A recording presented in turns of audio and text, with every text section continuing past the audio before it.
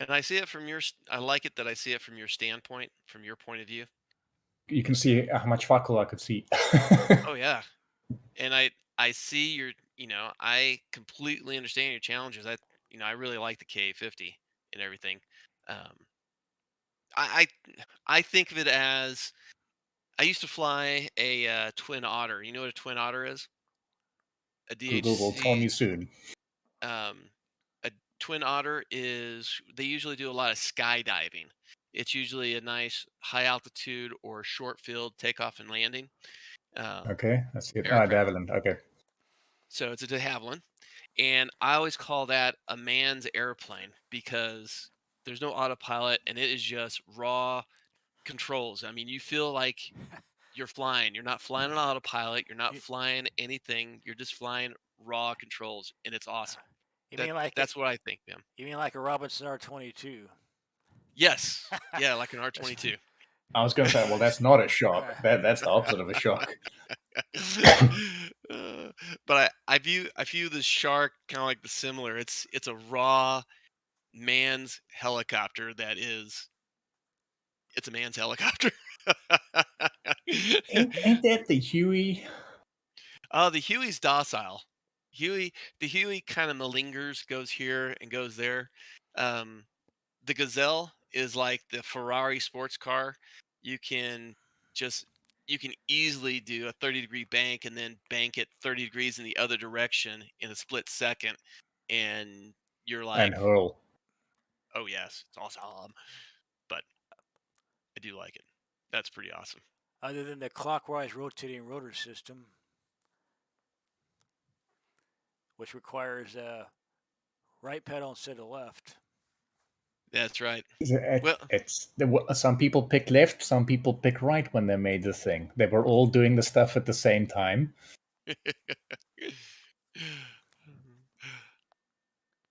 I remember it's France and Russia. Was it other European countries as well that chose clockwise?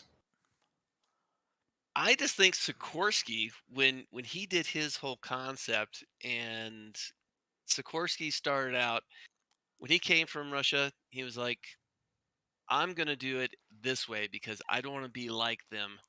So Plus, then you I don't start. want to be executed. I don't want to be executed. That's right.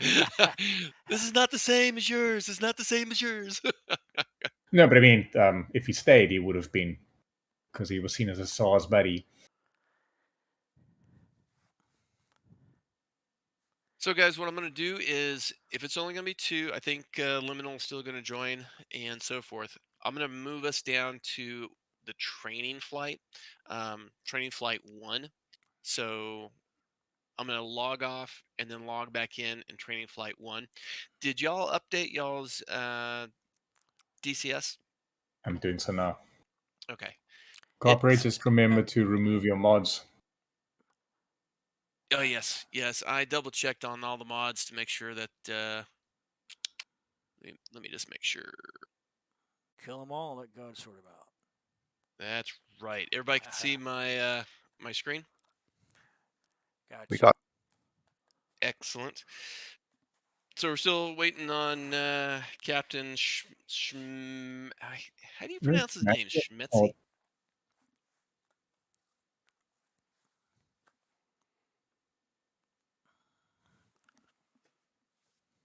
Captain Szymanski.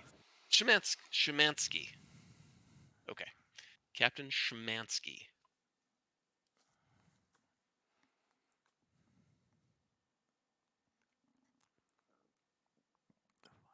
Well, we're going to be looking at a couple of things as we talk about stuff. We're going to be talking about units, and I'm going to have the DCS map page on so we can go to it as we're going through some of the stuff to kind of have a better understanding how to apply it in the scenario that we're doing today.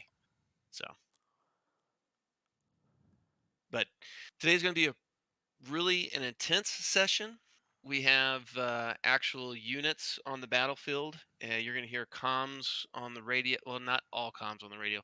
We're going to be primarily using SRS because this is going to be a training session. So that's going to be allowed for us to all talk and to also ask questions as we're doing it. One of the things is we're going to look over the battlefield and then we're going to get into position uh, so you can see what it looks like from the enemy's point of view as well as the friendly's point of view before we do our engagement and set up. Um, Evening. Good evening. Make sure we got. Okay. So, welcome everybody to Part one. Advanced Rotary Sections Operations. This is going to cover fire and maneuver.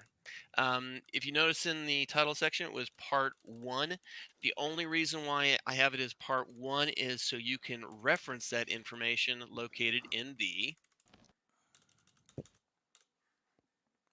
Rotary Tactics section, which I have it split up in part one and part two.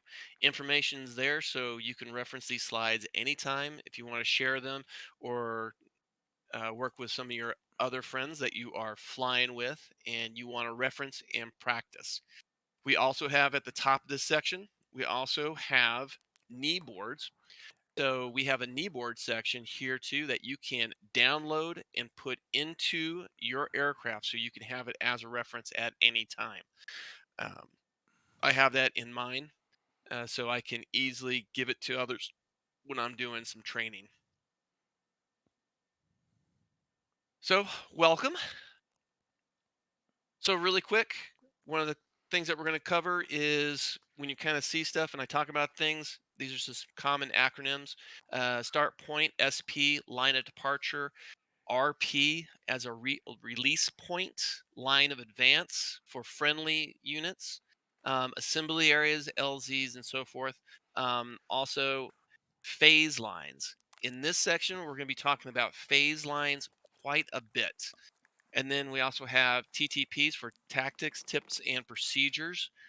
My portion of the acronym, there's also different TTP, tactics, technique, and procedures. I just say it as tips because not everybody is a professional and an actual army or military individual. So I just made it to where it's kind of simple as kind of a concept. And then also talking about MET-T. MET-T is very important on this. Uh, According to your mission, what type of enemy, the terrain, what type of time available is really going to be crucial for this. At any time, you can just stop me and ask any questions. Let's see here. That's a little small, but mission concepts. So in DCS, we do a lot of things as individuals. And you might play with another person, but you get on Rotary heads. You might get on all these other servers, and you might have a specific mission, but it might be dedicated only for you. In other words, hey, I need you to go kill that convoy, or I need you to go take out this bunker or destroy these tanks. But we have so much more that we can do in DCS. You just have to think about how do you do that? So this is part of that. This advanced rotary class is going to cover a lot of these different subjects. Today, for the shoot, move, and communicate side of the house of fire and maneuver, we'll talk about attack, deliberate attack, movement to contact, and also defending in area. As you see here, there's a lot more areas that in the rotary side of the house we can do. So let's talk a little bit about engagements and coordinating engagements. Now, if y'all have seen some of the other military manuals, the FM manuals that the Army uses, we utilize this. And you got to think of yourself as you're a tank in the air. You just don't drive on tracks. You have a big spinning blade above you. But you're, in essence, a tank. You are a ground commander's tool that is just not on the ground. So you got to think about that aspect and think how I'm going to employ my piece of equipment to successfully accomplish whatever mission that we are a part of. A lot of times, helicopters are not individuals, they work as a coordinated part of a fist. You have your maybe your main battle tanks as your palm, and then you have a couple of helicopters as the fingers, and you're just giving the finger to the enemy. So if you kind of think like that, this will start to apply and make it to where it's a little bit more better to be understanding. We're not fast movers, so you got to not think like a jet. You have to think like a guy on the ground with a gun.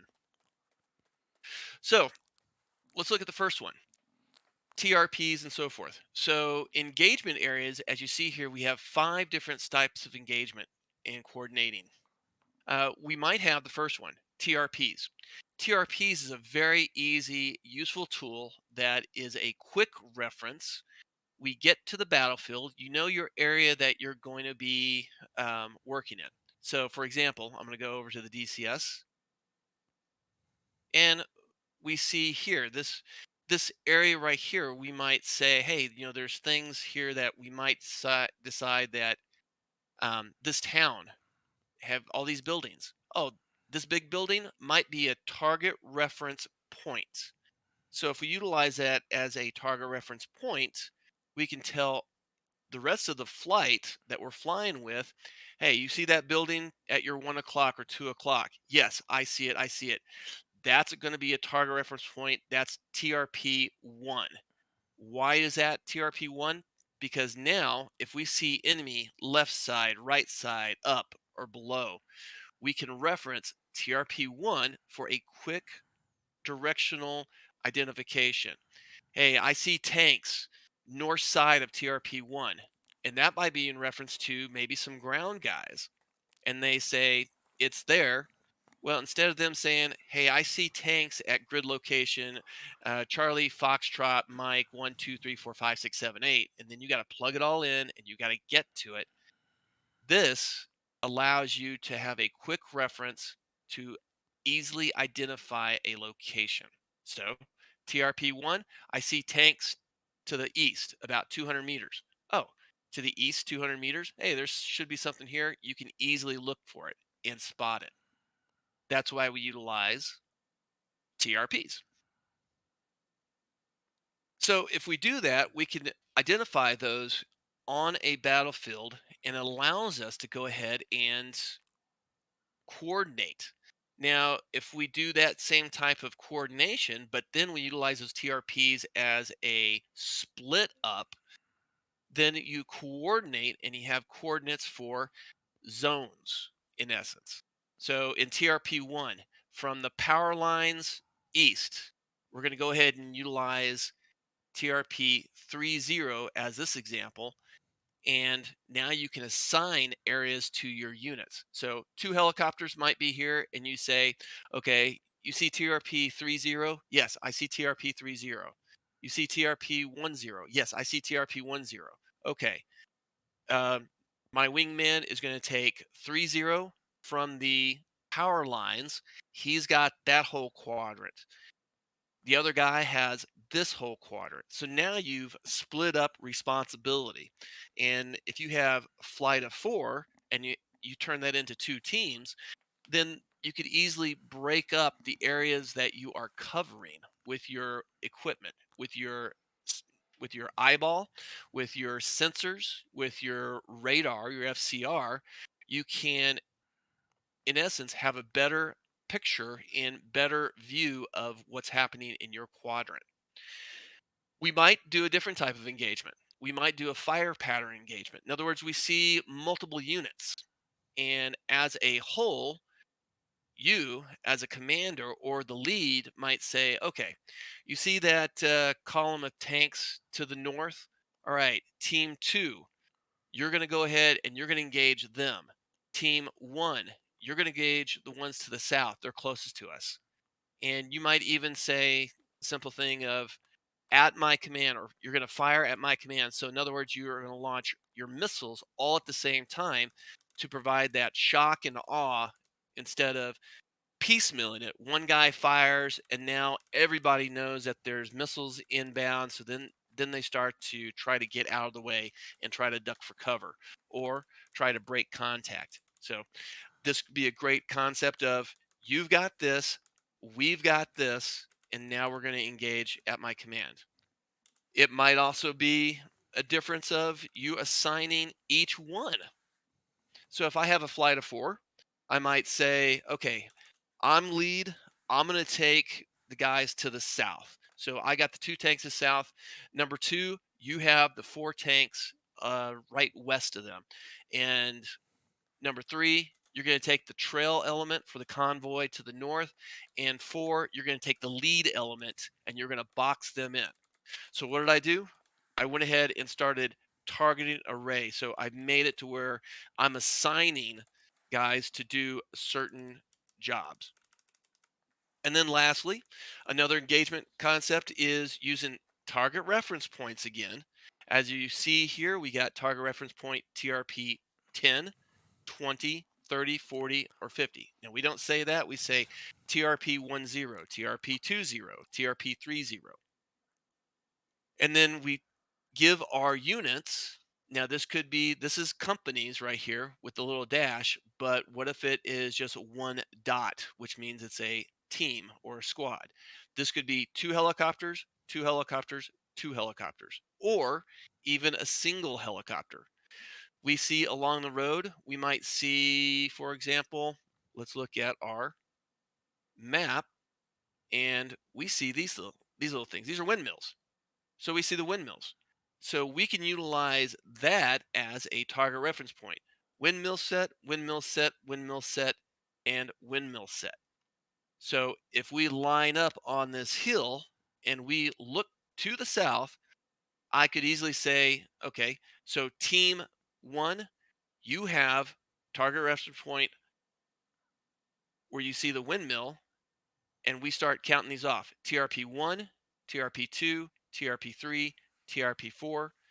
Team A or Team 1, you have the responsibility between TRP 1 and 2. Next team, you have TRP 2 and 3, or overlapping. The guys over here on this hill, they might have TRP 1 and 3, and these guys over here have TRP 2 and 4, which provides overlapping coverage in between. So we have the entire area covered, and we also have overlapping. So this from TRP 4 to 1, the entire area is covered by our unit. Becomes very, very useful because if you engage and say, we're going to wait until a convoy or an enemy unit or maneuvering units get into our kill box, and our kill box is in between TRP 20 and TRP 40, then we have these covered. We have the ability to let them come in, so we're not engaging them until we can mass our entire firepower on the main body. So sectors of fires are always useful as well. So you can see here some coordinating engagements.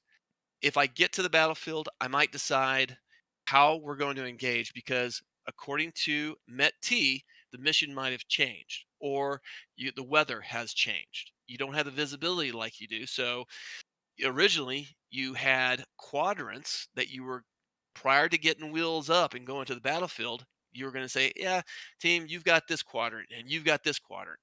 And now your visibility has went to crap and you can't see far.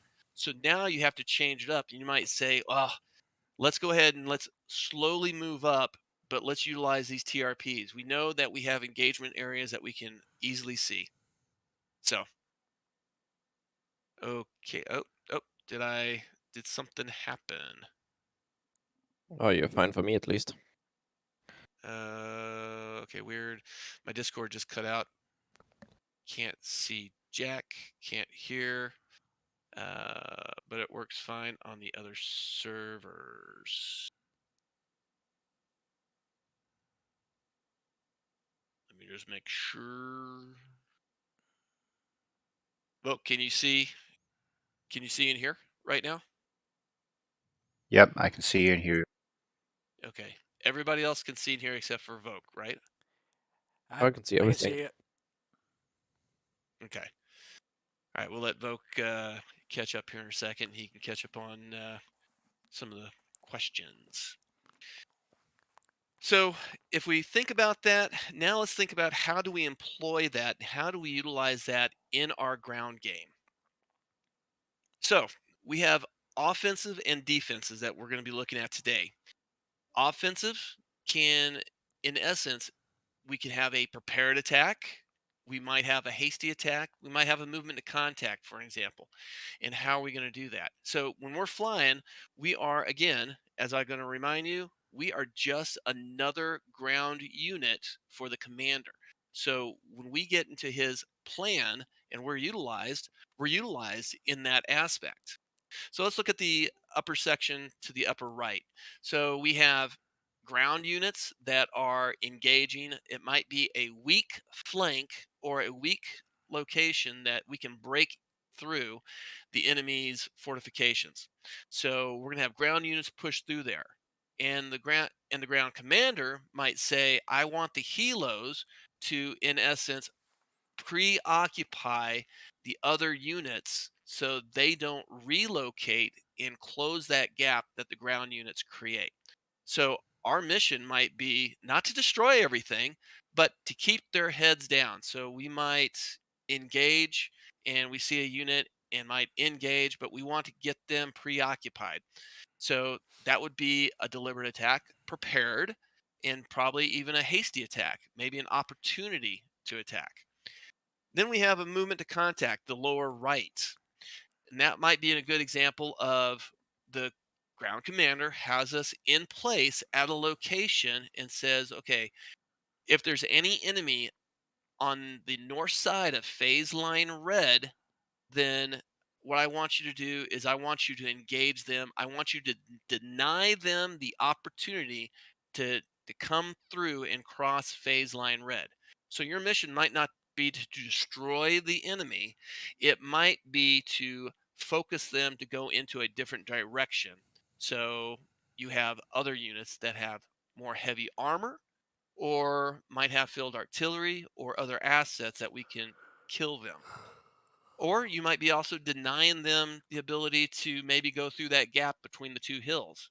So that's your sole purpose because the ground commander might not have the equipment to put there. So he tells you, hey, I need you to defend this area and I need you to be offensive. When they come down, you're going to engage them to make them relocate to a different spot. Or you can look at the lower left and now we have an engagement area. We have engagement area slam, and that's where we are expecting the enemy to come into. But all of a sudden now you get a hasty attack opportunity, and the ground commander says, okay, I need you to go cross phase line blue, and I need you to slow down the enemy. So now you're going to do an en route and you're going to do an attack because you see them, and now you're just going to slow them down because let's say, for example, the field artillery or the defensive positions that you are getting ready to help support are not manned by the tanks, are not manned by the field artillery units, or there might not be any CAS that is going to be able to slaughter all those ground units. So you get the orders to go movement to contact, engage the enemy, and slow them down or re-engage the enemy to give them a different purpose and to disrupt their plan. So those are some of the kind of concepts that, again, are we destroying everything? Are we lone wolves by ourselves going out with 16 hellfires? No, you might, this mission, for example, you might only have maybe 2 hellfires and you're engaging a tank column of say 20 tanks. So if you were to engage the lead tank, all of a sudden, what does the rest of the tanks do? Well, they might say, "Oh shit, where'd that come from?" Now they get into a defensive position, and you've just disrupted or destroyed their momentum of advance. and doing defense. We might get the ability to have to deny the enemy.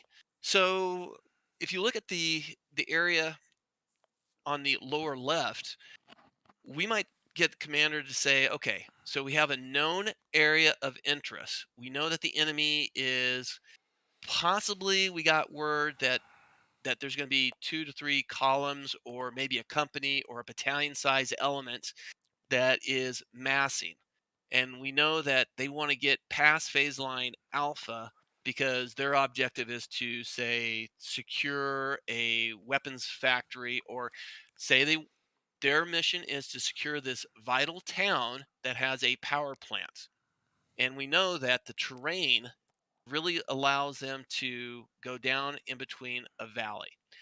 So we might have the responsibility to deny them that terrain. So we'll set up a support by fire or an attack by fire position that covers that terrain.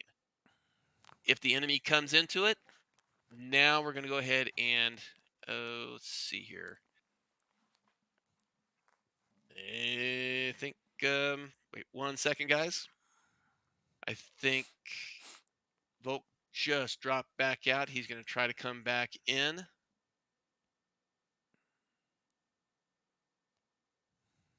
So we'll let him come back in here in a second as we continue. So in this concept, we are denying them the area. We're defending it. And, depending on our situation, according to Met T, it might be easy, it might be hard. We might have to readjust our location to defend portions of the area.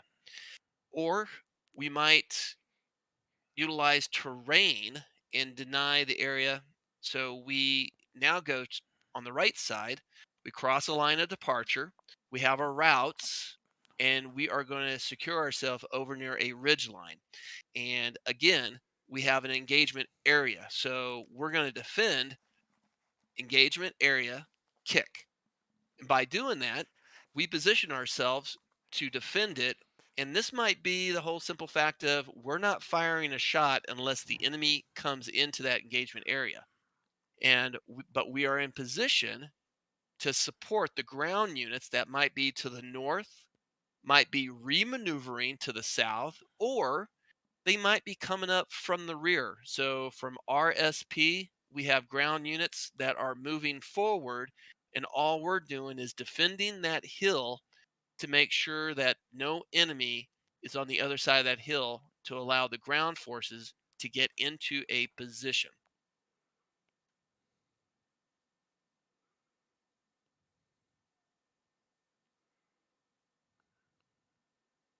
So let's talk more detail about support by fire and attack by fire and this this is so important. Um, does everybody kind of have kind of an understanding now of why we do things for the helicopters and how we act like a vehicle or a ground unit? Yeah, I got that. Thanks. Got it. I got it. So let's talk about, we're going to set up an engagement area. We're going to do a support by fire or an attack by fire. Our support by fire might be we are locating and we see our ground units and we see them and we're going to keep our eyes on them, but we're going to deny the enemy's ability to remaneuver into a better position to engage or defend an objective, or to deny our freedom of movement for our ground forces. So we have the picture on the left side. You have the ground units. You have them attacking objective vein, objective car, and objective truck. How do we set up and how do we decide, okay, how are we going to coordinate this with those guys on the right side? Well, we're going to be talking to them and they're going to be crossing their phase lines and they're going to have call signs saying, for example, it might be like, this is Thunder 6 crossing phase line Charlie, time now. Okay, well, what does that mean for us? It means in our plan, did we have any type of activity that we were doing? We could be doing over the terrain firing. We could pop up, and let's say we have an FCR and we're flying Apaches. We pop up, we scan the battlefield, we see all the battle positions that the enemy has, and now we record all their locations. We drop below the terrain, and now since we have those positions locked in our computer, we get the go signal that they have crossed that phase line. That might be our signal, if it was predetermined, to now unleash our hellfires. So our hellfires are en route and they engage the enemy. Or we might get into a position that we need to deny the enemy's ability to re-engage our friendly forces. So if you look at the right side, we might go to the battlefield and we might set up our battlefield with our team. So our team might be, let's say, 3 platoons or a squad, or let's say we just have 3 helicopters, and we have 3 helicopters, 1, 2, and 3, and we look over the battlefield and we look over our engagement area that we're supporting, and we now divvy it up in order to support those ground units. And it could be the ground units are to our south. They're moving forward, just like it shows on the side of the left screen. And we know the enemy is now going to reposition their ground assets to defend that breach that the ground units have just breached. So we have our engagement area, and now we're going to go ahead and utilize that. Now, how do we set that up? So let's look at this and let's talk about target reference points. So on the left side, I'm just using this as an example. I think the enemy is going to cross between this valley or these hills or this terrain, and they're going to go to the south. They're coming from the northwest and they're going to the southeast. And they might, if they get engaged, they might go to the northeast. So we set up and we decide, maybe ahead of time, prior to us even getting wheels up, we go and look at our maps and we decide how we're going to engage first. Or maybe this is a hasty and we say, okay, once we get to there, we're going to go ahead and identify, we just got relocated to this area. This area here, EA Slam, is the engagement area that we need to deny the enemy or kill the enemy or disrupt the enemy. So let's look at the terrain, and now let's go ahead and set up our battle plan. Okay, so Team A, Team B, Team C. All right, Team A. Hey, do you see that water tower to the southwest? Oh, yes, I see that water tower. Okay, that's going to be target reference point 008. Hey, do you see that road intersection up to the north of the valley? Oh, yeah, I see that one. Okay, that'll be TRP 001. And so forth. So now you've created these target reference points. Why? Because it's an easy known reference. It's a visual reference. You can plug it in and you can send it over the net to the other Apaches, or if you're in a K50, you can do the same thing. You can put those in and send them over the net. Or let's say you're in a pack of gazelles and it's just strictly visual IDs. So a visual ID is an easy identification to engage and tell your other flights what to engage. These could also be target reference points for other pieces of equipment that you don't have, i.e., field artillery or CAS. Is it easier if you had an A-10 that was loitering over at 20,000 feet or 15,000 feet or 10,000 feet and you've got them stacked and you are seeing the enemy come in and it's like, okay, you tell and you coordinate this with your air assets and you say, okay, do you see the road intersection? It makes a T. Yes, I do. That's TRP1 for us. Now, are you giving him a grid location? No.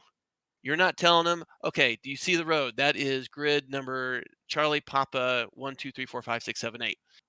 No, you're not.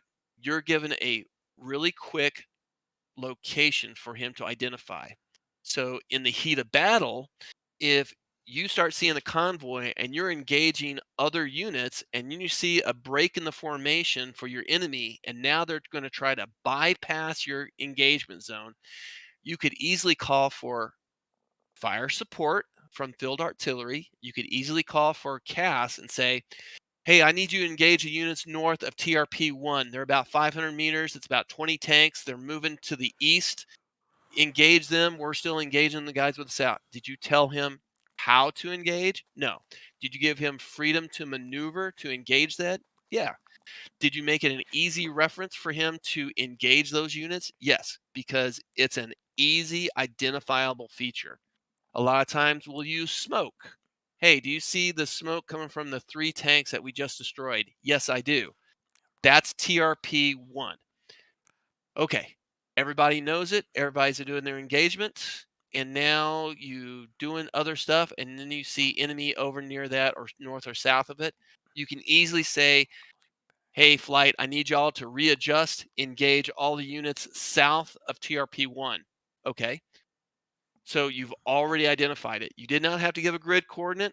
This makes it very, very simple and allows you the freedom to coordinate. If you put this stuff down ahead of time, for example, you do prior to a mission, you get told in your mission brief that the field artillery units have spotters on the hilltop. And I'm going to use back to DCS again. They have spotters on the ridge here, on the ridge here. And they've already identified, oh, hey, this town is a target reference point. So they can call in field artillery and say, there is tanks coming up the valley, south 500 meters. I need you to fire for effect. Well, they can drop in rounds there. But what did they do? They didn't give a grid coordinate. They gave a target reference point and a direction. In DCS, that's how we're going to do it. Do we do that in real life? No. We call for a fire mission and we do drop and stuff like that because we want a round to land. And then we'll normally say drop 50 or right 50. And they're doing the calculations based off of where the spotter is. In DCS, we don't have that. So we have to play with the concept of target reference points, north, south, east, west, and so forth. So that's why we utilize those things. They are very useful tools. So let's talk about setting up ambushes and why do we set up things in different ways. Now, if any of y'all been in some of the previous sessions that I had, I've always talked about supporting your wingman. One person fires, the other one is always looking out for the person that is firing. So if you think about an ambush, we might be all online, but who's covering our 6? That's stuff that we have to plan on according to MET-T. If the terrain allows us to say we've cleared the hill, we know nobody's around us, then I know nobody's going to flank us. Okay, so I might decide we're all in line and we're going to all engage with a volley of fire. This could be hellfires, it could be rockets, it could be 30 Mike, for example. Or it could be if I'm in a pile of sharks, I might have my sharks say, okay, I want you to all use your chain gun and I want you to all fire online, or rockets and so forth.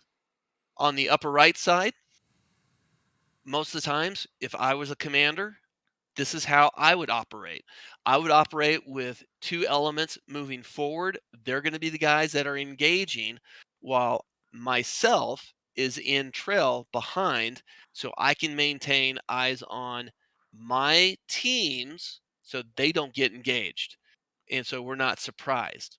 Or I might have us in teams of 3 in the lower right, and I might have us, okay, the leads are going to do the engagements and the wingmen's are just going to be supporting the leads. So you got team 1, 2, 3, and leads are going to fire. It might be a decision to say, okay, we're going to fire 2 hellfires each. And that allows each team to have a wingman that is covering their 6 to make sure nobody's going to be surprising us and they can provide overwatch. And they can also engage and keep their eyes out. So while your leads are focused on their targets, wingmen are always looking around for identifying other targets. Now, when we set up for an ambush and we set up line abreast and so forth, we always want to make sure we're not before or after. In other words, 10 degrees, 10 degrees. If you kind of see that as a wingman, you want to be kind of close together. So your lead is going to look out and he's going to see where his wingman is. So I can easily, with my peripheral vision, can look to the right and I see where my wingman is. So always keep that in mind and always utilize that. If you know that they're going to support you from behind, then you got to rely on them to keep their eyes on you. But during all engagements, teams are always have situational awareness of where their teammate is. And again, I say something that's not too common. We work as teams, not as individuals. So in DCS World, when you're flying and you're logging on to any server, a lot of times you're by yourself. You're going to be a hero, you're going to take 18 Hellfires and you're going to kick ass and you're going to come back and save the world. But you're doing it by yourself. If you start employing team tactics and doing it as a team, you will be way more effective. You're going to get way more enjoyment and it's going to be more challenging and you're going to do harder and harder activities in order to get more and more fulfillment. So before we get into how to maneuver and everything, one of the things I want to cover is tips and procedures in flying and masking.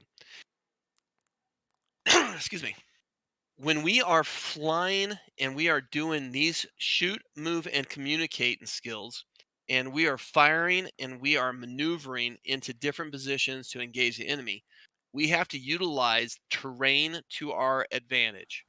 And if you think of a helicopter like a tank in a defilade, I'm sorry, I don't know what a defilade is. So we're utilizing, let's say, a hill to cover or mask most of our aircraft because we want to defend ourselves and they can't shoot through the dirt and we can utilize the dirt as a shield. So we got to utilize that in all aspects of us flying. We can't fly high. We got to fly low. We got to utilize terrain.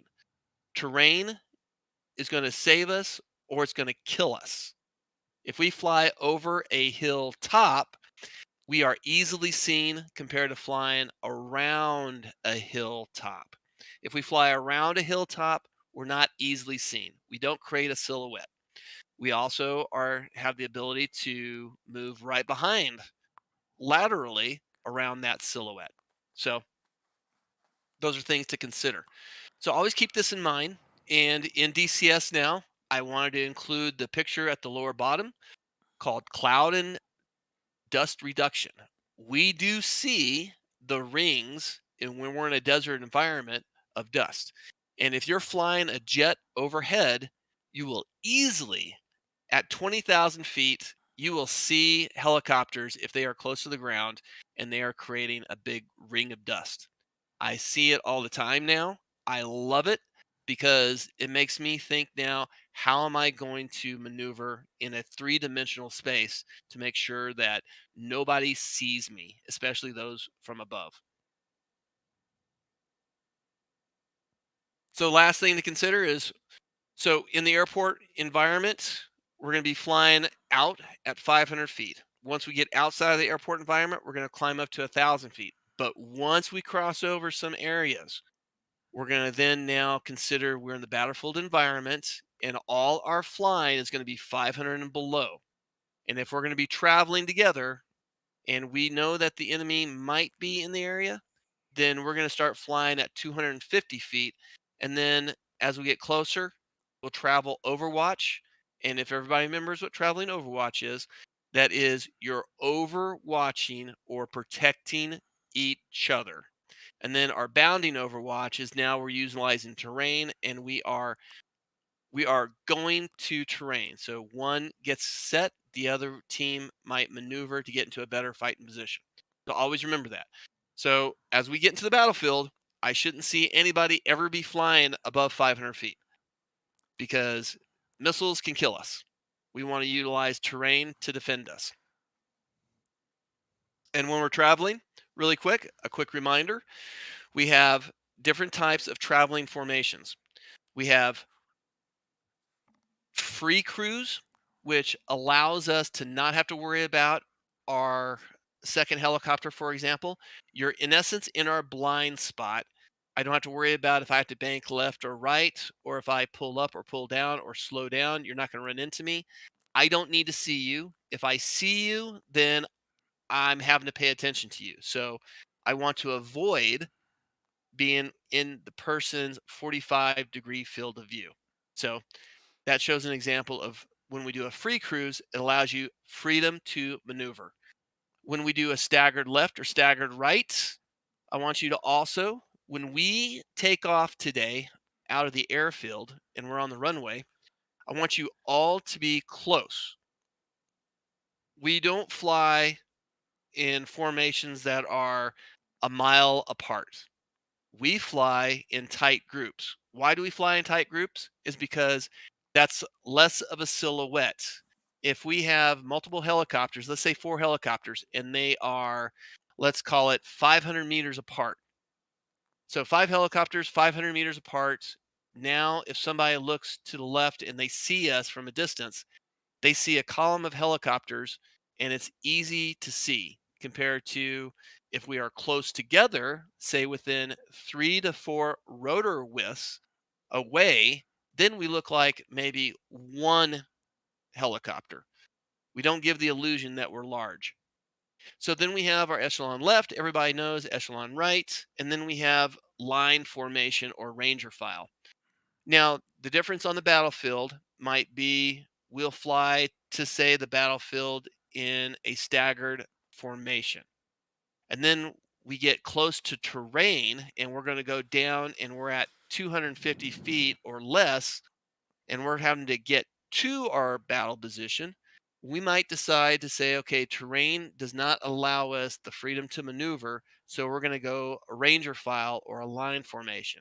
We're going to be ducks in a row because we're going to be flying in between, let's say, a river and the hills, or flying below towers or bridges. So if we are in a staggered formation, then it makes it more complicated because we have the potential of a air-to-air collision. So we want to maintain that line file.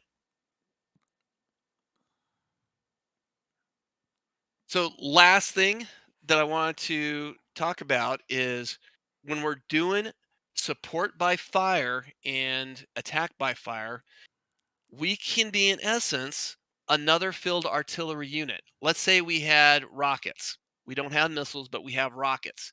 And we get asked to provide fire support for a ground unit. And they say, we need you to deliver rockets at a location.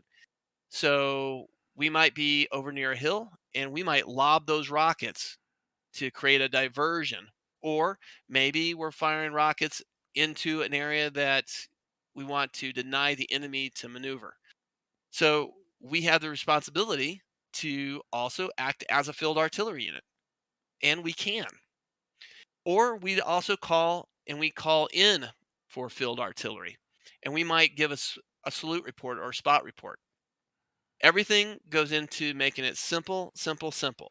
It's the 5 W's: who, what, where, when, how, and why. A salute report has 5 items. These are things that I want to know.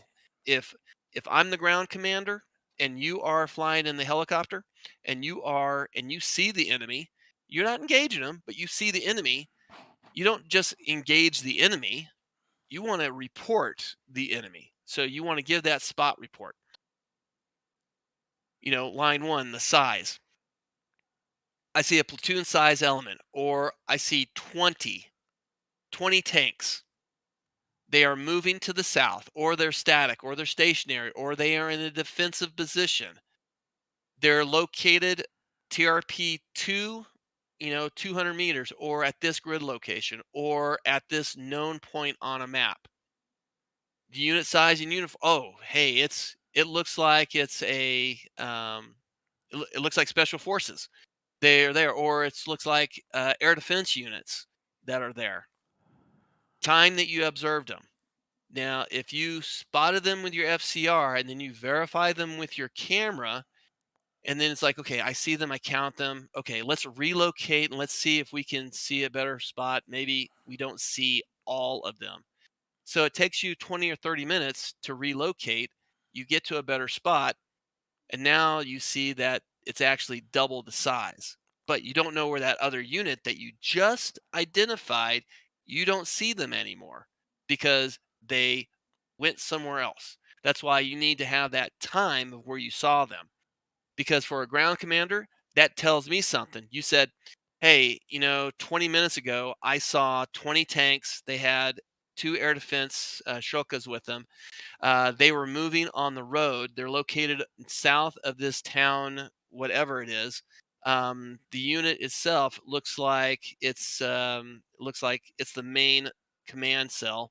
I saw them 20 minutes ago. I don't know what type of additional equipment it is. Okay, so if I know that, then I can estimate where they might be, and I might estimate where I need to relocate my assets to engage them or to deny them. When we do a call for fire, the call for fire is real simple. Who's calling it? What do we need? Where is it going to be located? And again, I always say use TRPs. What type of method, what type of target are we looking at? If we say, hey, tanks in the open, well, I might use different types of rounds. If I say it's soft skin vehicles or it's personnel, I might use different types of rounds. So that allows the ground commander the ability to engage with the right equipment. Or if I need anything special, hey, I need you to drop smoke or Willie P or high explosives or engage with rockets. When I say engage with rockets, I might have another unit that just carries rockets. And it might be a helicopter. It could be, hey, I've got 4 or 5 hips and they're fully loaded with rockets. Okay, I need you to launch all those rockets over the hill to suppress the enemy's activity. So they're going to fire in the blind, but they're firing at a distance to a known location to create that impact. So, and then lastly, I could say, hey, fire at my command, or hey, fire in 2 minutes. We're going to go ahead and relocate, or hey, go ahead and fire. I can't observe where it's going to land. I need you to fire so I can relocate to a better spot. So those are things to consider. And then we always do an after action review. What was the mission? What happened? How could we do it better? And lessons learned. So with that being the case, let's take a look at the battlefield right now. Okay, so here's our battlefield. The place that we're going to be coming from is Palmyra. Palmyra is located in this grid right up to the north in Delta Uniform 2-3. So that's where we're coming from. We've heard that enemy activity, there is a battalion size element that is wanting to secure the racetrack, because the racetrack here is also a very vital, important facility that they are testing some kind of special equipment. And it is very vital for us to defend it. Now, we've gotten word, and we've got people that are on the hills that are observing that over the last 24 hours, and I'm giving you all kind of a concept right now to give you all situational awareness. We have OPs on the north ridge, on the south ridge, that are keeping eyes on both the town and the valley and the open area north of the valley. And overnight, they identified that in the wee hours of the morning, ground units, unknown size, other than multiple vehicles, about a battalion size element has moved up from the valley and positioned themselves just somewhere in Delta Tango 09. Now, what they saw through their through their binoculars in the wee hours of the morning is they saw tanks, possibly BIMPs, possibly air defense, but they're not sure. And then we also know that in the town that is in Charlie Tango 98, that we know that there is field artillery located there as well. And there's also some helo assets of unknown size, because we have no ability to go past Delta Tango 09 and Delta Uniform 109. So we do have a little bit of intel, but we don't know all the stuff there. We know that there's enemy units that's moved up in front. So the ground commander has said, okay, I do not want the enemy to position themselves anywhere north or east of Delta Tango 09. So we're going to send ground units. We've got a company of tanks over near the racetrack. They're going to go relocate and get into a good position. We got another company of tanks that are to the north. They're going to relocate. We've got Humvees that their primary purpose was to defend to the north. And now what we're going to do is we're going to relocate them, and they are going to go ahead and provide support and keep eyes on. During that exact same time, we're going to have a platoon of strikers. These platoon of strikers are going to go ahead and conduct reconnaissance up the valley, down the valley, all the way to the town and get into a position to observe the town.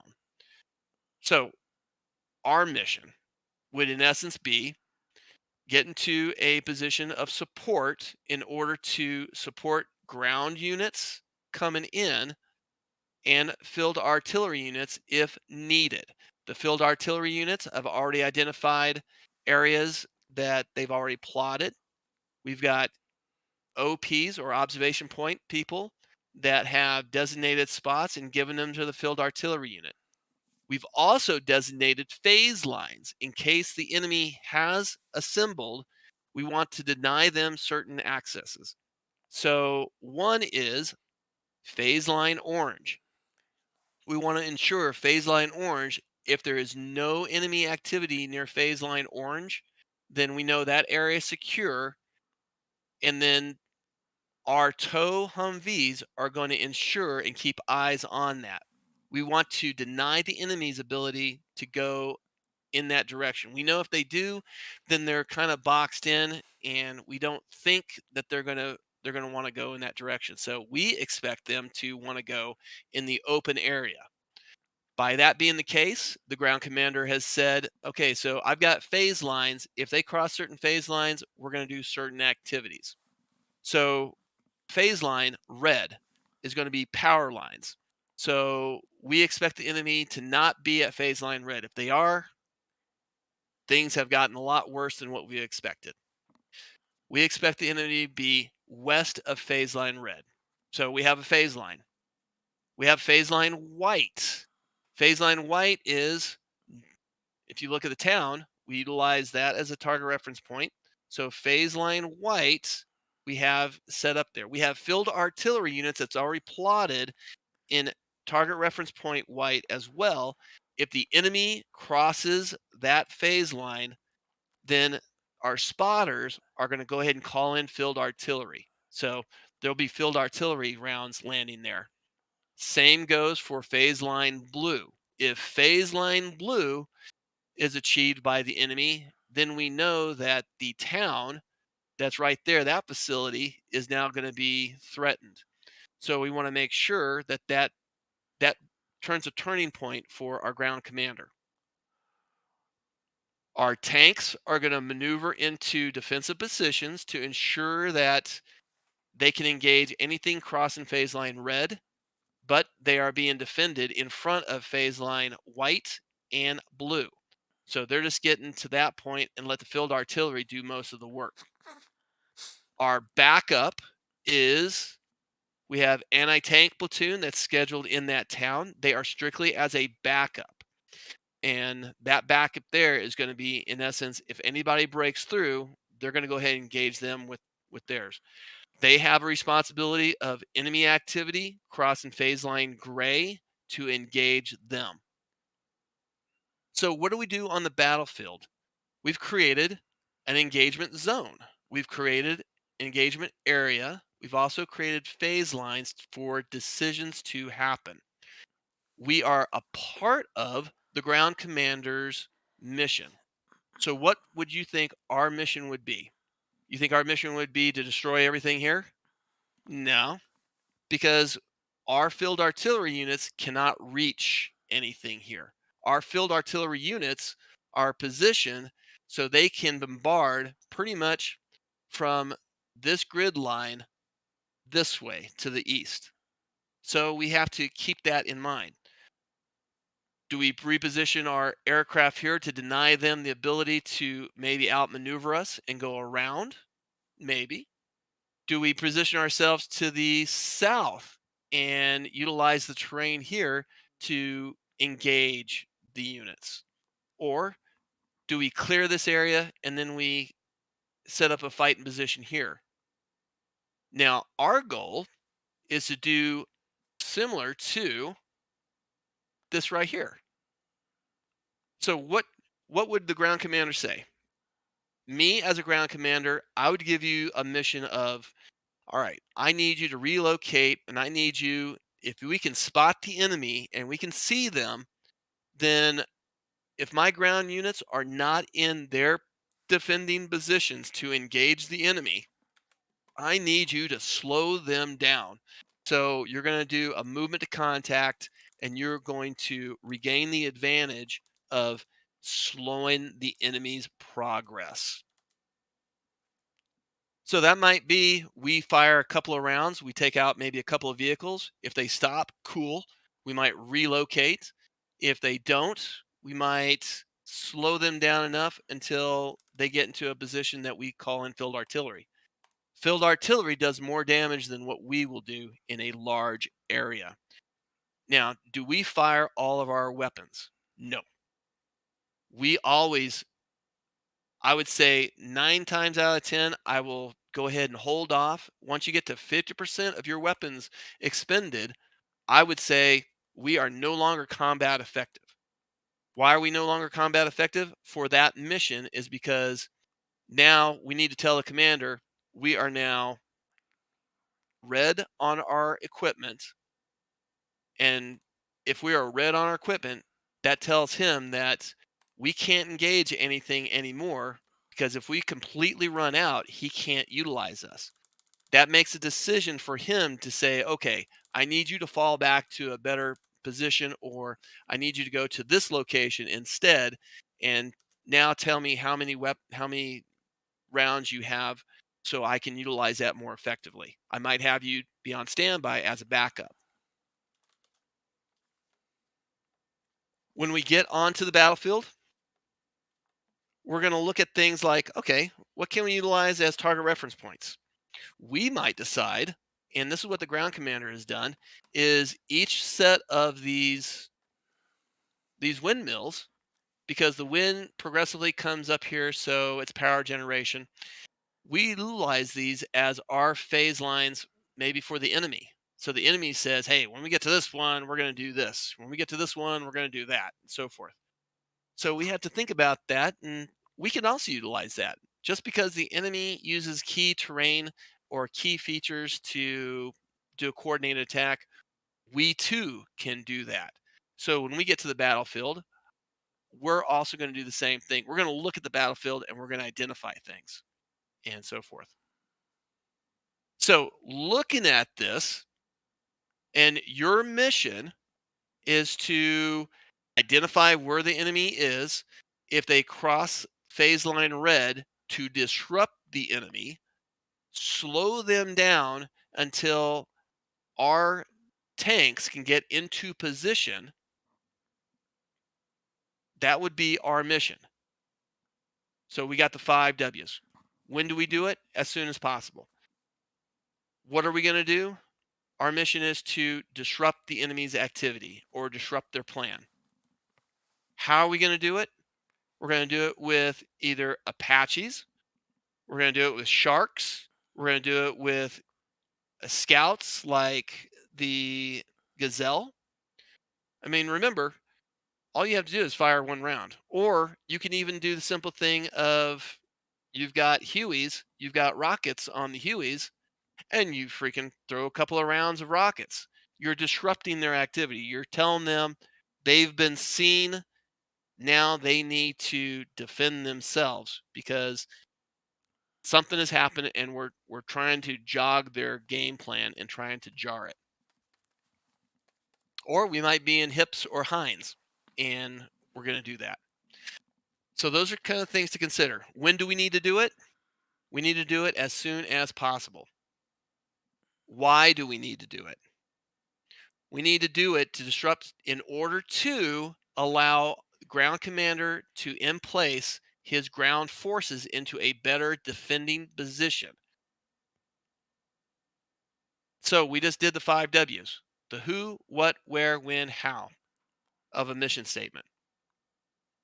So looking at this, and you've all just gotten this brief now, and we just talked about things like, what are we going to do? Now, does this not look more familiar now in what our mission currently is? Yes, sir. Looks like So to me. it looks almost like, damn, that is textbook. Is that not like textbook setup of what our plan is going to be? So Yep. if we're going to utilize something like this, because we know the enemy, we know it's somewhere. We know there's somewhere. We know there's a phase line there. We know there's a phase line there. We need to slow them down or deny them access or maybe disrupt them. Then we need to now get into a defensive position. So now we're looking at this and we're going to get into that defensive position. So we're not going to be like, oh, 2,000 feet above the ground, and then we get to our engagement area. Now we're going to go ahead and get behind the tree. Oh no, we're not going to do that. We need to fly, and we need to utilize terrain to maneuver so we can get there. So now let's go ahead and look back at our terrain. So first of all, I just want to see about a consensus. What do y'all think? Do y'all think we need to, in order to support the commander's intent, do you think it'd be best if we were south or north in order to accomplish this objective? I would say north because you want to block off any advance along that north of all the phase lines, and then look south into the valley. Perfect. Does everybody kind of agree to that? Yeah. What would be some of the things to consider if we were to do this? And let's look first to the south. We see the terrain here, and we see the pictography of the terrain. And do we see any cover, or does the terrain, and now let's go look at a map. Okay. So looking at the map and everything, by us coming from the north compared to the south, what does the north side provide us that the south side doesn't provide us? More mountains. I mean, More in case the enemies decide to go south of the ridge because they have done reconnaissance themselves, noticed us yes. taking defensive positions where they are planned to, they could just move south and then we are left in the open with That's right. nowhere to hide. So where's our forces on the north side? So if we do the concept of, oh well, let's go ahead and move to the south, because of the terrain's a little bit, yeah, that'd be great. We can shoot down here like that. Well, where's the people that support us? They're all to the north because we all work together as a team. Who's going to cover the strikers in case they get engaged passing phase line orange? Well, nobody other than the Humvees. These Humvees have responsibilities here, but they only have line of sight. We have the ability to climb and have a better field of view. So if we're over here as a commander, it gives me the ability to if I fire half of my munitions and now I call the commander and said, hey, I'm red right now, you have to utilize the rest of my ammunition as, okay, this is very, very few. I need to use it very, very precise. He might say, I need you to now conduct route overwatch over the strikers because the forces are way bigger than what we expected. I don't want them to be left out in the open. I want you to provide overwatch and support them as they maneuver. If we're doing that from the south, what do we have to do? We have to cross the battlefield in order to accomplish that mission. That sets us up for failure. It sets the ground commander up for failure. So I do like y'all's concept. I like the ideal of, yes, let's look at the north side for the engagement. North side of the engagement, we have a couple of key terrain features. We've got key terrain features of a power line. That's a key terrain feature, is it not? That's easily identified. That could be easily identified as a phase line. If we're firing wire-guided missiles, like, let's see here, do we fire any tows? No. So we know that if the Humvees are here and they fire tow missiles, those are wire-guided. So we have power lines here. So that might cause a real big issue for them. So we have to think about, okay, how can we utilize our ground forces to effectively support or us defend them? So we have terrain that can be good for masking to the north. So as we look at the satellite view, we also have other terrain features. We've got draws, we've got water waddies, we've got hills. These hills are great because if the hills are 30 feet, can we mask our entire helicopter? Yes, as long as we stay behind them and cover the dust cloud. Yes. So now we've just created, without even looking at it, we've got fighting positions all along this small hill that is north of our engagement zone. So it allows us to fire, relocate to another position, and fire, relocate, and fire. So anytime we do an engagement, at the most we're going to fire at one location is going to be 2 rounds. So if you fire 2 Hellfires, you're never going to stay in the same spot. I always want you to relocate to a different position because the first Hellfire kills the enemy, scares everybody else. So now they're looking in that direction where the Hellfire comes from. And now they see another Hellfire with a smoke trail coming from that location. Now they have guaranteed they know where you're at. They might not fire direct fire weapons. They might not be able to fire a tank round. They might not be able to fire a rocket. But what do we know that the enemy has? We know the enemy has field artillery. And we know that they're not going to maneuver outside of their field artillery range. So if we know that they've got field artillery that can go all the way up to here, we know that we are in danger if they can spot us and they can drop rounds there. So if I fire 1 or 2 rounds, they know where I'm at. Now they fire field artillery and bombard that entire area. That's why we fire only 2 rounds and we move. It's called shoot, move, and communicate. Boom, boom. Now we're relocating. We relocate to a different spot. Do the same thing. So it always keeps the enemy on their toes. Now, when we're flying right now for this, we're flying AI. We're gonna go up against AI enemy. But I promise you, in the next couple of months, this is not going to be AI. These are going to be people. There's going to be Op 4, that's the opposing force, that's going to make decisions and going to tell units what to do. And they're not going to act like AI. So on these advanced rotaries, if you treat everything like AI, you'll eventually get slaughtered. But if you treat it like it's a human being, then all of a sudden you do this and you relocate and engage the enemy again, you're going to kick AI. You're going to kick their butts.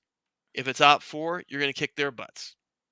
So you just can't think, well, I'm going to be standoff and I'm going to be standoff at the max range of my weapon system. And I'm going to go ahead and I'm outside of their guys. They only have the range of 3 kilometers to fire a AGTM, but I can reach them at 5. Well, I know that. And as a Op 4 commander, I see where you're at and I see you taking out my tanks. I'm going to lob rounds all over your ass and I'm going to take your ass out. So you can't go, and if you play like you're playing against AI and trying to stand off, they don't realize that they can utilize that kind of stuff against you. So you have to play like it's real. And if you do, it'll save your life.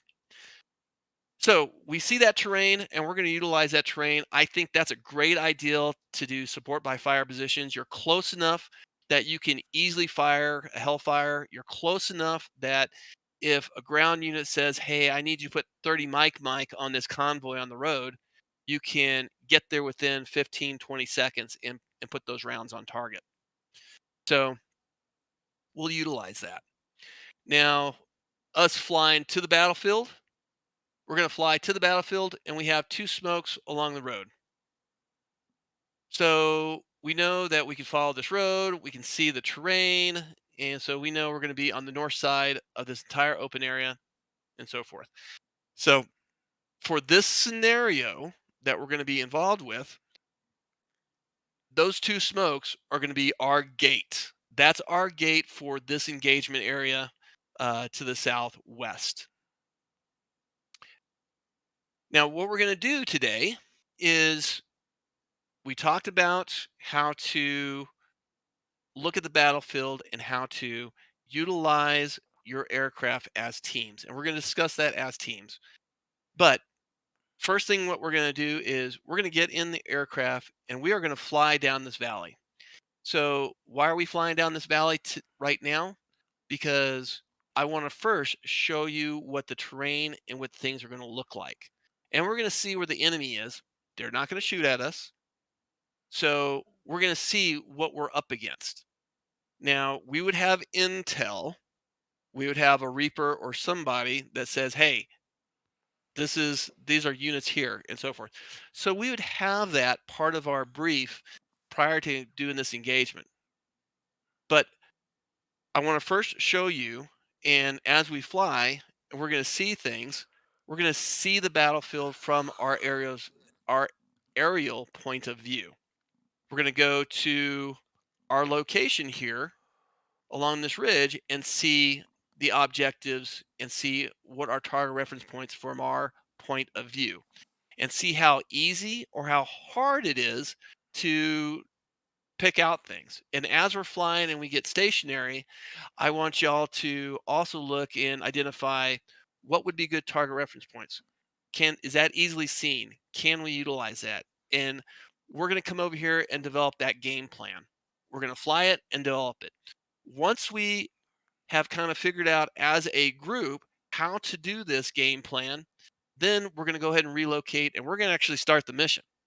And the mission's going to start by us following the power lines through this gate of terrain, and the mission will start. And we will utilize that as that's our start point. That's our SP to begin this mission. We're going to see ground units move. We're going to see ground units move and so forth. So as a ground commander, we're going to call out things. One is we'll call out when we're in position, when we're in the battlefield. Now, once we cross over back into our objectives area of operation, we need to fly as if we're in a combat zone. So let's look at it. Let's look at it from this standpoint. What type of altitudes do you think if we were north of this? We know the terrain here is roughly 3,000. So we'll just call it 3,000. We know that's 3,000. We know these hills here are around 2,000. So elevation between the top and these hills is about, let's call it 1,000 feet.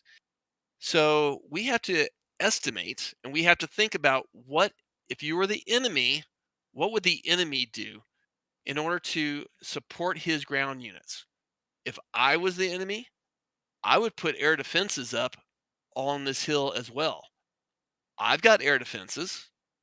So I've got an air defense unit there. I've got an air defense unit there. I got man pads. They're in a squad.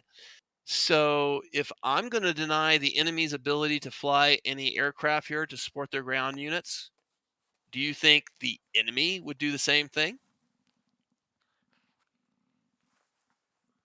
Yeah, makes sense. Most likely.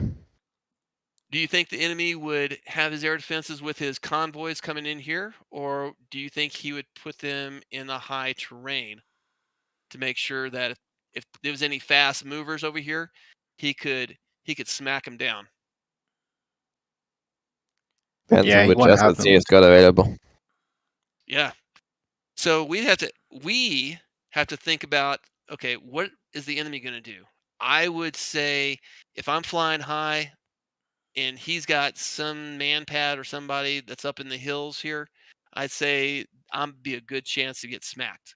So I always want to be head on a swivel, making sure that if we are going to fly into this danger zone, we want to make sure that we are covering each other. So if we're covering each other, even here, I might be looking forward. He might be looking maybe left. He might be looking maybe right. He might be looking forward and right in all the focus. If we're in a staggered formation, definitely being covered, right? He's always looking out for the lead. He's always looking out for his lead. But if we have to break contact, we break contact. If we see a missile, we call it over the net, contact right, contact left, and we break and we get out of that engagement area because we might be in a kill box. This is danger zone for any helos. So if it's danger zone for helos, then we need to fly low. We don't need to fly fast. Speed will kill us because we won't know where the enemy is firing from. So we need to methodically get into positions. So if we decide that, yes, this position here, and I'm going to use my old drawing thing. If we know that we are going to utilize this, let me do green. If we're going to utilize that, and that's going to be our fighting position, that fighting position, we need to get to it. So we know we have friendly forces. We got friendly forces coming down. There's a road here, and we know there's friendly forces that's going to be coming up the draw here. So if we know that, then can we reasonably say that this area is secure? Yeah, up to a point, I think. Okay. But we know we just can't fly high, because if we fly high and there's a man pad here, we're going to be taken out, and then we're no help to anybody. So we still need to fly low. We still need to fly slow, because if there is ground units here, let's say there's a ground unit, enemy ground unit that has a radar on top of one of their tanks, and that radar is picking up and also spotting everything that's happening in this valley. We want to utilize and be close enough to the ground that any terrain here can help mask us. So we're not going to be flying at 500 feet. Once we get into this engagement zone, we're going to be 200 feet, 250 feet, maybe 150 feet, maybe 50 feet. So your flying skills now have to come into play. Power lines are a great asset to utilize for electronic warfare and to also help blind the enemy of your movements. Because if it's let's say it's a radar signal and stuff like that, well, what if we're flying near power lines? What are the power lines doing? Power lines are also providing that metal, so it's reflective. So if they see us, they see the power lines, it kind of helps disrupt their capability of maintaining lock on us. If they're firing something that has a wire guided weapon system, and let's say they're located right here, what are we doing with the power lines? We're utilizing the power lines as a defensive tool, almost kind of like a fence. If somebody throws a stringer across the fence, it touches the fence. Now you just disrupted that capability of that weapon system.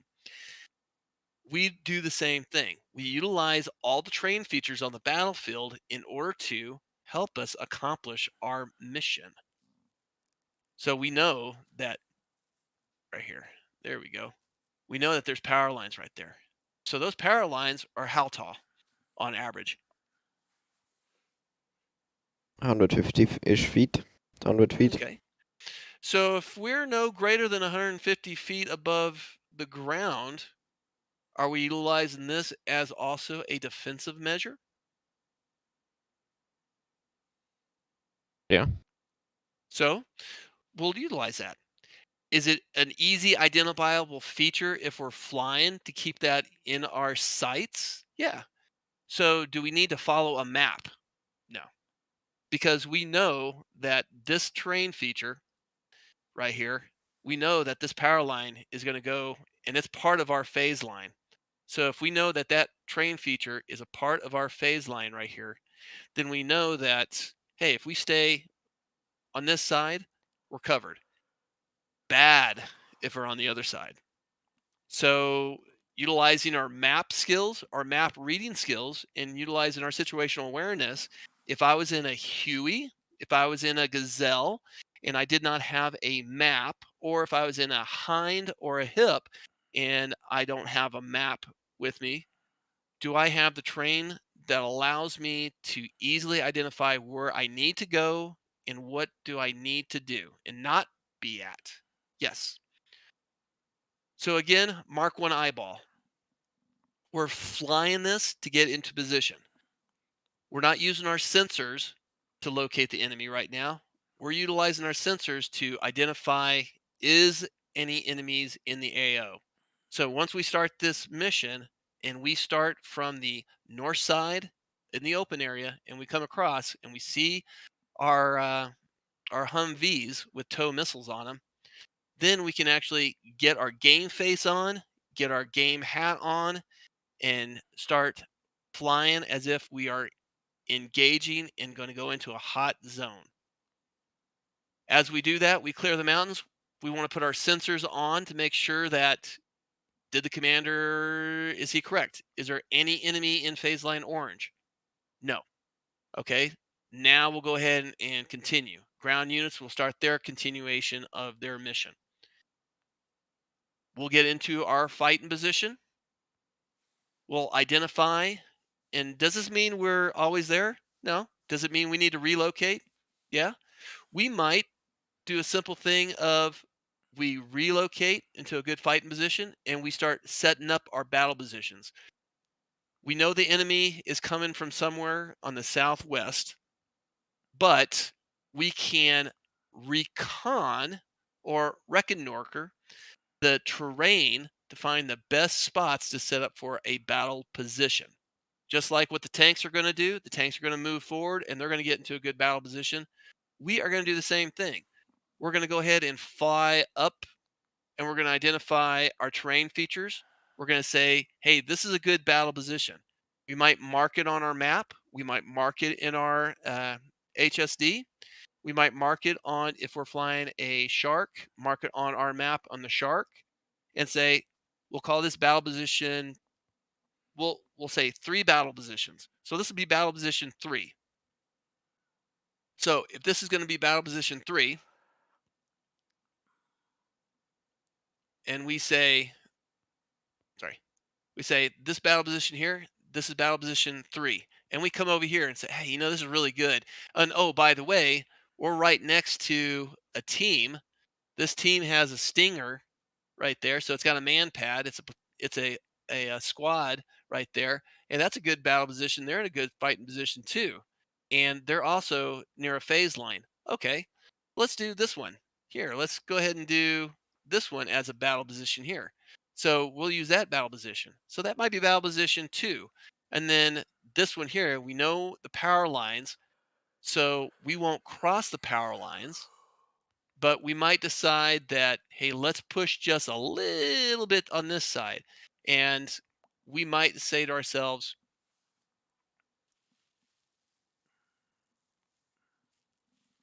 hey, this right here, that'll be battle position 1. We'll scoot over here. We might have one guy hop over. And if we see the big horde of stuff coming this way, we might, okay, let's identify it. And that would be that battle position there. If everything goes good, that'll be a good battle position to be at.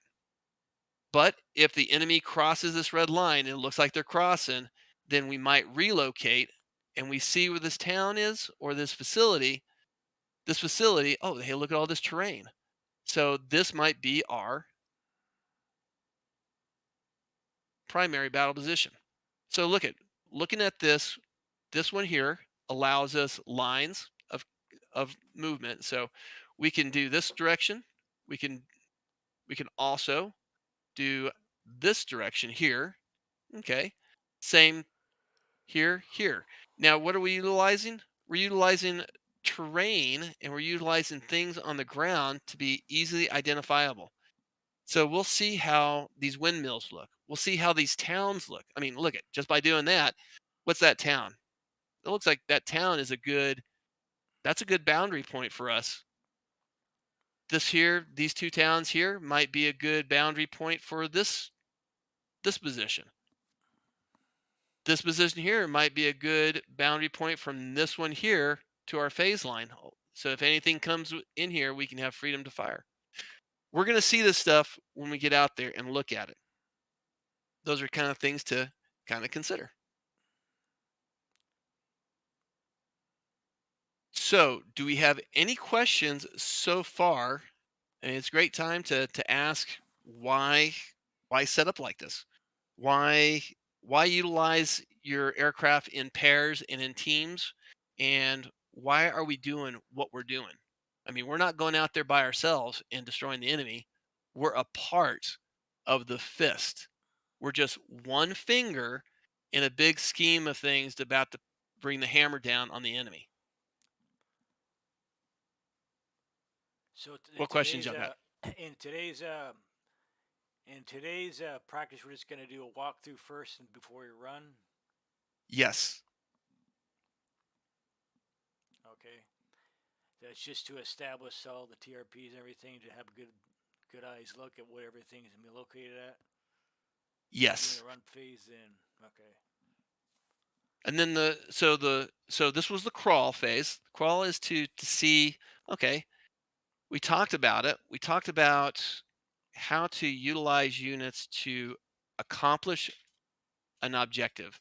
And the objective might be to do a defense or an offense. It's a support by fire, but you just can't say the whole thing has to lead up to, okay, you're doing support by fire. Oh yeah, we're going to go into this position here and we're going to kill everything in this area. Well, there's a lot more to it. And now you all see that, oh, there is a lot more that goes into this than just going to a point and killing the enemy. Because that might not be the big scheme to do. We might not have the responsibility of just one helicopter to destroy an entire battalion. Now, what type of helicopters does everybody want to fly? Because this is doesn't have to be one type. So I want everybody to fly the helicopter that they are comfortable with. So what do we have? One Huey. Okay, we got one Huey. Yeah, it'll be a UH-1 also. Okay, so we got two Hueys. I could fly either Huey or Apache. Okay, your call. Do you want to paint the battlefield? Are you familiar with the FCR? Yeah, I've done some work with the FCR so far. Okay, so what we'll do with this also is you fly an Apache, and you can also paint the battlefield as an example of our fighting positions. so you can see the FCR, how it would work in this type of concept. Now, Yep. mind you, before we start the actual mission, in other words, we're going to look at it. We're going to do the walk phase. We're not doing the run phase yet, but we do the walk phase. All the enemy units, if you do your FCR at that point, they are not going to show Okay. because they are not active. So that's not going to be until game play. When game is on and we cross over where you see where it says ABF SBF mission start north, when we cross that, that's when your FCR will actually track enemy and track vehicles and stuff like that. So if it's not Right. working right now, that's because in essence the enemy is not there. You know where they're at, but you don't see them on your FCR. Sure. So we got that Apache. Let's see here. Do we have anybody else? Nope. That's all of us. Okay. So I will also take an Apache. Okay. Do you want to hop in with me or fly an own Apache? Nope. I'm gonna fly in another Apache. So Okay. we'll have 2 teams. So our formation when you get into the training server, not my train. I'm sorry. I'm gonna have my mission open up and I'm gonna put it on, and it's gonna be called the 501st. Let me I'll show you real quick. Boom.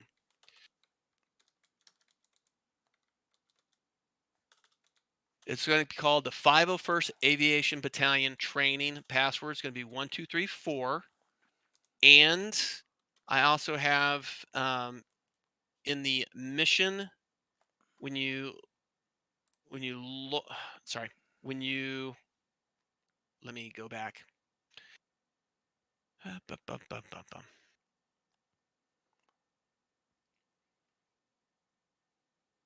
One little second.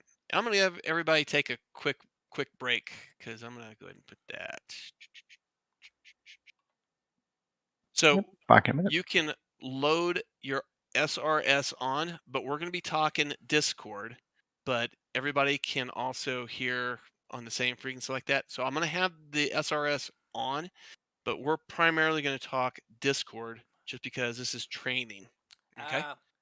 Is SRS set up to launch automatically on this one, or we have to manually insert the IP address? I believe it's going to automatically since I already did it, but I'm going to go ahead and post it in there so you all have it as well. So I'm going to post this in the, make one more copy here. I'm going to post this in the Discord channel. So you can, if it doesn't do it automatically, you can go ahead and do it. Okay, so we're looking for this. The server we're looking for is the 501st. Yes. Okay. So right now, let's take a couple of minutes. Let's take about 2 or 3 minute or 5 minute. Get a drink. Get your rig all set up, and then what I'll do is I will start the server up. Okay. But does anybody have any questions? Is this too much information? I'm fine. So how much time are you going to give us on our break, or 5 minutes? Yeah, or? let's do a 5 minute. Let's do a 5 minute break. Let y'all get y'all's rigs kind of set up so you're not trying to rush things, and get a drink. Take a piss. Okay, I too have to get my rig all set up. Okay, I have one other question too. When we log into the server, what do we just pick any aircraft there, or any UH-1, or? Yes, pick any UH-1. Start off with the first or second. They're all hot start, so all aircraft are in hot start, so you don't have to worry about trying to start it up and so forth. We are going to relocate to the runway, and when you relocate to the runway, remember that the airport environment that you're in is an active airport environment. That means there's going to be vehicles moving around. There is soldiers moving around. When you start up your helicopter, please don't kill somebody as you're lifting off. If they're running towards your helicopter, let them go around your helicopter first. So it's an active environment. But once you are comfortable and you do your hover check, fly over to the runway. I will reposition my helicopter to the runway. I'll be facing the north. Everybody will be at my 9 o'clock and line up. And then as you do that, I will tell you to move closer because I want you to get a sight picture of how close you need to be for a normal formation. Okay. Sounds good to me. All right. So let's reconvene in about let's call it 5 minutes. Yep.